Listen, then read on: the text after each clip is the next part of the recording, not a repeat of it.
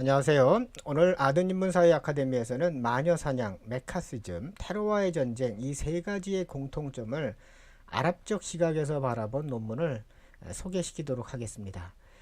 그 무하마드 사페르 아완이라는 그 파키스탄 학자가 2007년도에 파키스탄 저널 오브 아메리칸 스터디즈라는 저널에 이제 게재한 논문이 되겠고요. 영문명으로는 위치헌트, 그러니까 이 마녀 사냥, 그 다음에 커뮤니스턴, 이 공산주의 사냥, 테러리스트 헌트, 그러니까 테러리스트 사냥에 이르는 그 세 가지의 이런 전 과정을 통해서요.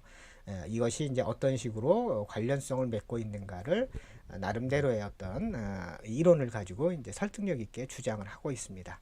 자, 그러면 구체적으로 아완이라는 이 학자가 어떤 식으로 이 세 가지 공통점을 제시하고 있는지 한번 살펴보도록 하겠습니다.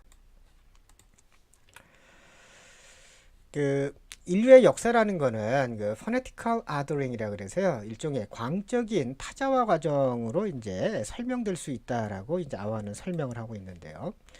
도덕이라든가 또는 안전에 대한 공포가 뭔가를 우리가 이제 타자화 시키는 과정을 통해서요. 그런 것들로 인해서 사실 그 역사가 계속해서 이제 이루어져 있는 경우도 굉장히 많다라고 주장을 하는데요.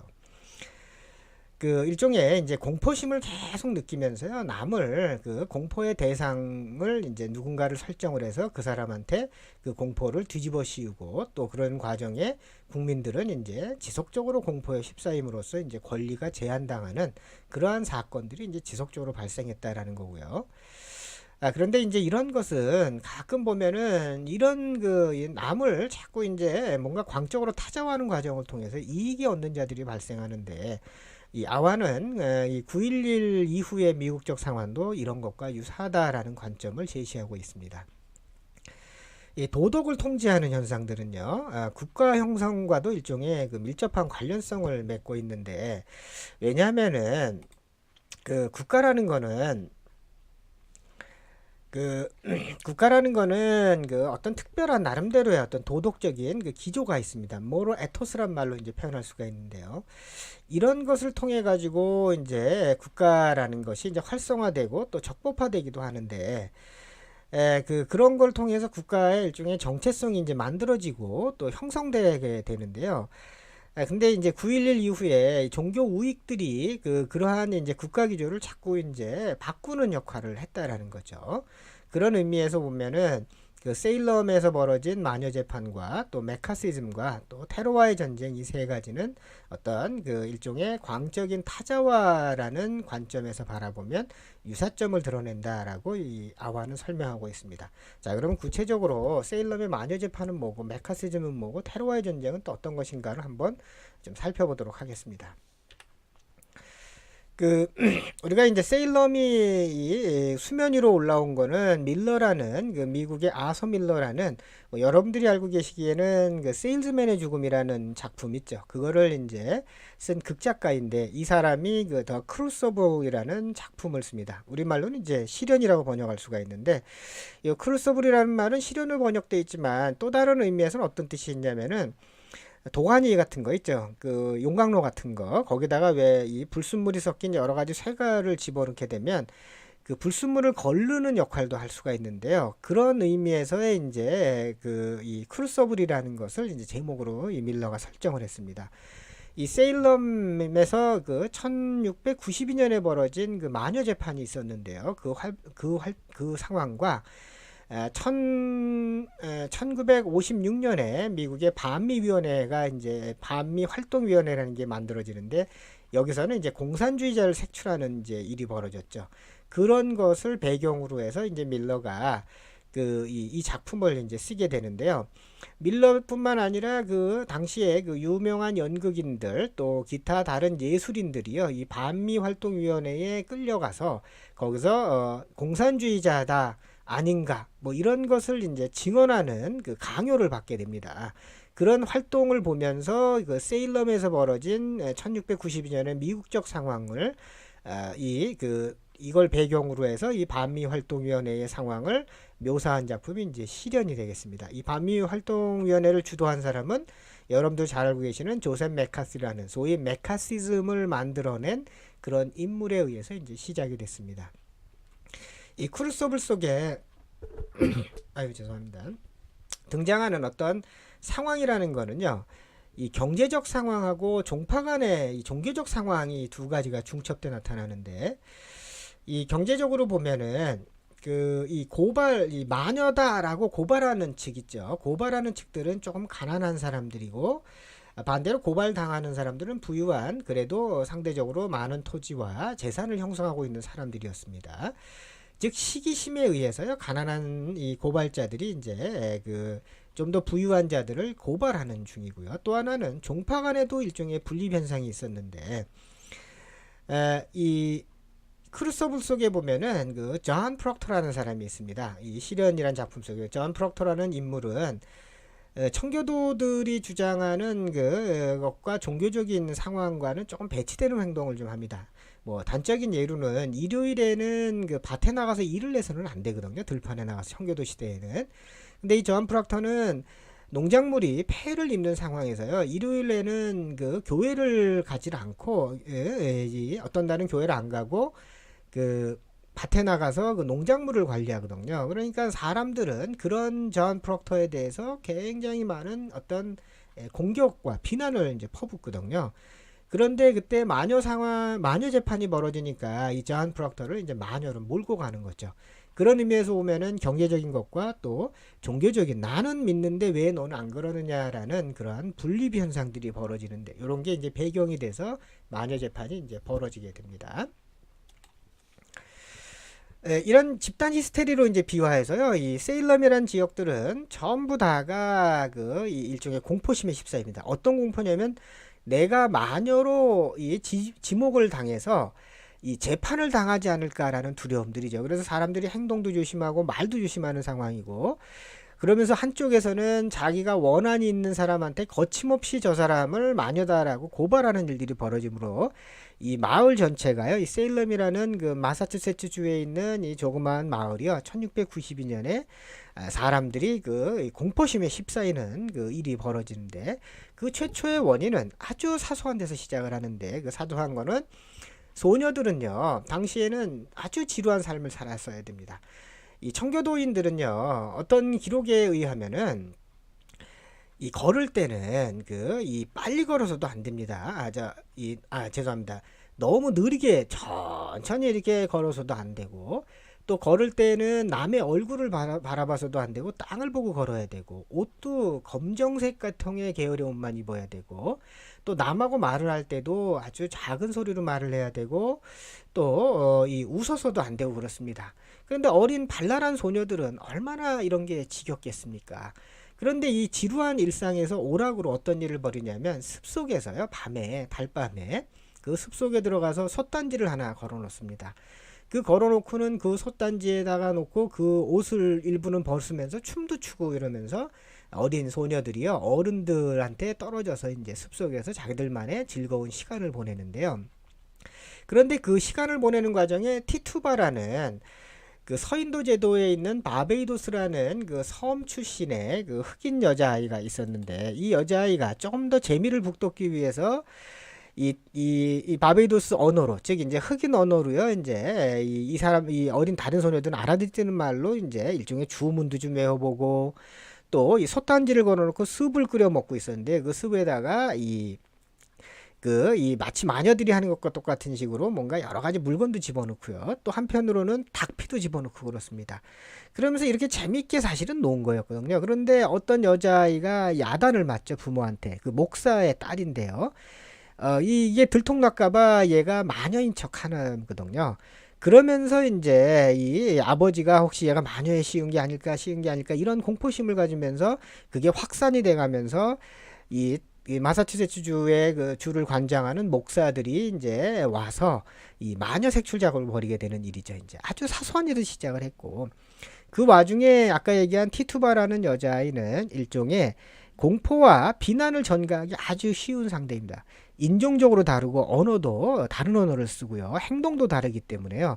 근데 이런 모습들은 1950년대에 벌어진 미국 상원에서 벌어진 그 소위 맥카시가 주관돼서 벌인 공산주의자 색출과도 아주 비슷한 점이 있어서요. 공산주의자도 미국의 어떤 전복 세력이 될런지는 몰라도요. 한편으로 보면은 이들도 선량한 시민일 경우도 있고 또 공산주의자가 아닌 사람들마저도 공산주의자는 공포를 씌우는 거죠. 그러므로 이 공산주의자한테 미국 사회 전체가 갖고 있는 공포와 비난을 다 갖다 뒤집어 씌우는 중이죠. 그런 점에서는 이제 밀러의 주장에 의하면은 이 시련 속에 등장하는 상황과 이 메카시가 주장하는 상황과 이제 비슷한 집단 히스테리 현상들을 벌이고 있는 걸로 이제 보고 있습니다. 또 이 시련이란 작품 속에서는요, 권력의 남용도 상당히 많이 지적이 되고 있는데요. 이 교회와 또 목사들, 파견돼서 마녀 재판을 벌인 목사들이 무차별적으로 사람들을 끌어다가 마녀라는 굴레를 씌우고 그 굴레수를 벗어나기 위해서는 또 다른 사람을 고발하게 하고, 이것이 이제 미 의회에서도 벌어졌던 일인데요. 이런 일들이 이제 일종의 이 소위 권력을 남용하는 형태로 진행이 되는데, 그렇다면은 그 밀러 작품 속에 등장하는 1692년도의 마녀 재판이 과연 그러면 현대에는 상관이 없느냐? 밀러는 물론 이제 그 밀러가 살던 1950년대 상황과도 너무 흡사하다라는, 즉 현대적으로 알레고리가 형성돼 있다, 현대적인 알레고리다라고 이제 설명을 하고 있습니다. 그러면 이것이 이제 아완이라는 이 논문을 쓴 학자는 50년대 상황으로 또 끝나는 것이 아니라 9.11 테러 이후에 벌어졌던 상황과도 이제 밀접하게 이 같은 맥락에서 보고 형성이 돼 있다라고 이제 보는 중이 되겠습니다. 이 메카시즘은요, 1950년에 그 미국 상원의원인 메카시가 그 2월 9일에 뭐라고 의회에서 연설을 했냐면, 국무성 내에는 257명의 공산주의자가 있는데 자신이 그 공산주의자 이 명단을 가지고 있다라고 이제 주장을 합니다. 그런데 실제로 이게 진짜인지 아닌지 명단도 이제 밝혀지지 않았고요. 그 이후에 보면은 이름과 공산주의자라고 자기가 했던 그 이름들, 또 대했던 이름과 또 숫자도 계속 바뀌었다 그러거든요. 그런 점에서 보면 이게 실체가 좀 모호한, 실제로 공산주의자도 있었겠지만, 그런데 이제 이런 거는 결국에는 9.11 테러 이후에도 보면은 그 미국에서 어떤 언론에서 그 뉴욕타임즈에서 먼저 제기가 됐었는데요. 이라크에 보면은 대량 살상 무기인 생화학 무기가 존재한다라고 이제 주장을 했거든요. 그게 숫자도 엄청나게 많다라고 주장을 했는데 그 숫자도 나중에는 계속 바뀌죠. 이제 그런 것과도 비슷한 현상을 드러낸다라고 아완은 설명하고 있고요. 결국에는 증거에 기반하지 않고요, 그냥 파괴적으로, 그냥 무차별적으로 비난을 하는 거죠. 그런 과정에 메카시는 자신의 논리와 반대되는 사람들을 공산주의자로 그냥 무조건 몰아갑니다. 이런 현상은 이제 우리가 9.11 테러에 대해서도 마찬가지로 9.11 테러를 통해서 이 인권이 미국 시민들이 또는 세계적으로 여러 부분에서 이 권리를 침해당하니까요. 그러면서 그거에 대해서 비난을 하게 되면 그 비난하는 자들을 마치 테러리스트로 이제 자꾸 몰아가는 것과 비슷하고요. 한국에서도 아마 우리가 좀 정부 정책에 반대하거나 그런 사람들에 대해서 이 어떤 빨갱이라는 굴레를 씌웠던 일들이 과거에 아주 횡행했죠. 물론 지금도 이런 점들은 계속되고 있는 것 같습니다. 소위 이제 국가안보를 성장시키는데, 국가안보의 측면에서 올 때는 이게 긍정적 역할을 할 수도 있었고요. 그런데 이것이 이제 시민사회로 계속해서 이제 확대돼 가는 과정 속에서 보면 이 시민의 권리가 이제 무차별적으로 이제 침해를 당하게 되는데요. 이때 반미위원회 활동을 통해서 어떤 일, 구체적으로 보면 한 10,000명에서 12,000명이 직업을 잃는 경우도 발생을 했습니다. 그런 것은 이제 직업을 잃었다는 얘기는 한 가정이 파괴가 되는 중이죠. 근데 누구도 이걸 책임지지 않았고요. 그 메카시즘의 효과로는 역시 뭐냐면 이 집단 무의식적으로 이 공포감들이 다 이 시민들 사회로 이제 스며들어가는 거고, 또 이런 죄의식들을 사람들로 하여금 갖게 만들고, 또 한편으로 보면 양심을 포기하게 하는 일종의 집단 히스테리와 같은 공통의 용어로 이제 메카시즘을 사용하게 만들었습니다.